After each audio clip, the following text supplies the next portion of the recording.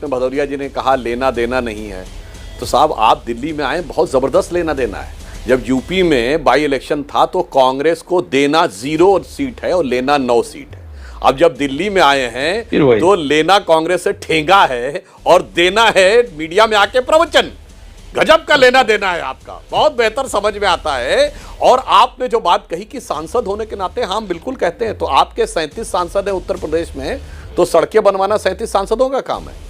आप अपने उन 37 सांसदों के क्षेत्र में आके कहेंगे कि जल का भराव और ये करना सब उसका काम है। महोदय, ये भी ध्यान रखना चाहिए कि आप कहां कहां सत्ता में हैं, कहां कहां आपके सांसद हैं। मगर एक बात मैं बताना चाहता हूं चित्रा जी, इन्होंने सांसदों की बात याद दिलाई, तो अगर आम आदमी पार्टी ने ये रिकॉर्ड बनाया है कि सबसे प्रचंड बहुमत विधानसभा में पाया है, तो एक ऐसा भी रिकॉर्ड बनाया है कि जिस राज्य में उसकी सत्ता है वहां से 0-0-0 सांसद की हैट्रिक बनाई है।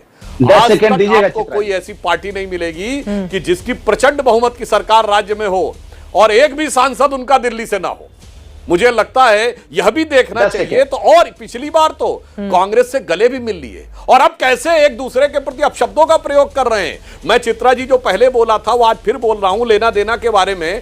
कांग्रेस और आम आदमी पार्टी 6 महीना पहले जिस ढंग से मिलकर चुनाव लड़े थे, आज दिल्ली की जनता क्या सोचती होगी। आज एक दूसरे के बारे में वो एंटी नेशनल है, वो अपराधी है और क्या क्या बोल रहे हैं। तो मैं फिर कहना चाहता हूं ये इंडी गठबंधन के दल, चाहे सपा कांग्रेस हो या कांग्रेस आम आदमी पार्टी हो, ये एक दूसरे से सेकंड दीजिएगा चित्रा जी, जैसे अलाउद्दीन खिलजी अपने चाचा जलालुद्दीन खिलजी से गले मिलता था और नजर गद्दी पे रहती थी कि कौन दूसरे को निपटा के पूरी गद्दी कब्जा कर ले।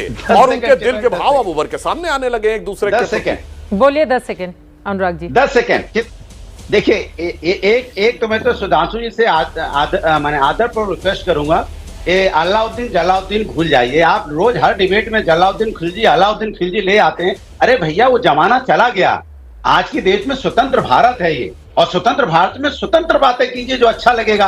आप हमेशा एग्जाम्पल देते हैं तो ऐसा देते हैं एग्जाम्पल जिससे कोई लेना देना नहीं है किसी को। दूसरी बात, दिल्ली में सांसद होना, भारतीय जनता पार्टी दिल्ली में आधी से ज्यादा सरकार चलाती है। पुलिस उसके पास है, जमीन उसके पास है, आधी से ज्यादा तो सरकार आपके पास। इसलिए सवाल उठता है उत्तर प्रदेश में सरकार हमारे पास नहीं है, ना पुलिस हमारे पास है, ना जमीन हमारे पास है। हमारा कोई सरकार में कोई हमारी भागीदारी नहीं है। लेकिन हाँ, फिर भी हम आपकी तरह नहीं है। हम जिम्मेदारी से कहते हैं, जहां का जो सांसद है उसकी भी जिम्मेदारी होती है कि आप अपना जो उसको निधि मिलता है वो निधि को अच्छी तरह से इस्तेमाल करें और विकास का कार्य करें। लेकिन आपकी तरह हम उस समय उंगली नहीं उठाएंगे। लेकिन फिर मैं आपसे कहूंगा सुधांशु जी, दिल्ली आप भी सरकार में है दिल्ली में, और आपकी जिम्मेदारी बनती है आप शिकायती कैरेक्टर छोड़िए। इस तरह का जो आपका दूसरों को बुराई करने का कैरेक्टर है भारतीय जनता पार्टी के सरकार का, छोड़िए। आप जनता के बारे में सकारात्मक बातें कीजिए। आपने क्या किया दिल्ली के लिए वो बताइए। आप 5 काम गिनाइए दिल्ली के लिए जो आपने किया हो, जो दिल्ली जिसकी वजह से दिल्ली को परेशानियों से दूर हुए, जनता को फायदा मिला। सुधांशु जी उनकी बातों पर जवाब दीजिए। और मैं दर्शकों को बता दूं कि दिल्ली में आम आदमी पार्टी को समाजवादी पार्टी सपोर्ट कर रही है।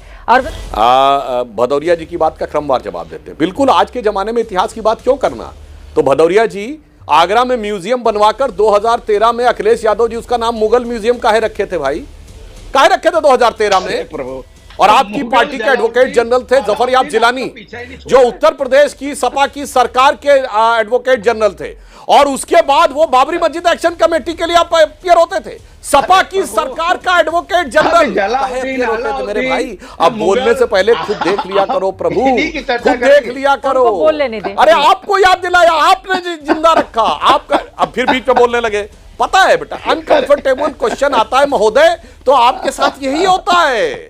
काहे कि अखिलेश जी ये सब चीजों को जिंदा रखे। आपकी सरकार बाबर के नाम पे जाके खड़ा होता था, आपकी सरकार का वकील एडवोकेट जनरल रहते हुए जफर याब जिलानी। अब आता हूं, एडिशनल एडवोकेट जनरल रहते हुए अब बताता हूं हमने क्या क्या किया। आज ही प्रधानमंत्री जी ने 4,500 करोड़ की योजनाओं का शिलान्यास किया, दिखाई नहीं पड़ता है। दिल्ली से मेरठ तक का जो एक्सप्रेसवे बना वो दिखाई नहीं पड़ता है।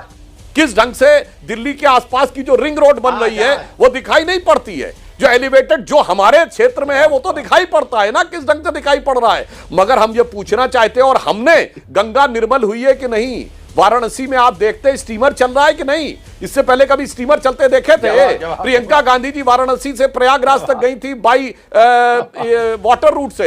एको गंदगी होती ना तो सोशल मीडिया पे छकाए दिए होते, पर कुछ नहीं दिखा। इसलिए समझ में आता है। इसीलिए मैं आपसे कहना चाहता हूं, बोलने से पहले अपने गिरेबान में झांक लिया करिए। भाषण देना आसान है, पर अपनी पार्टी की बातों को भी याद रख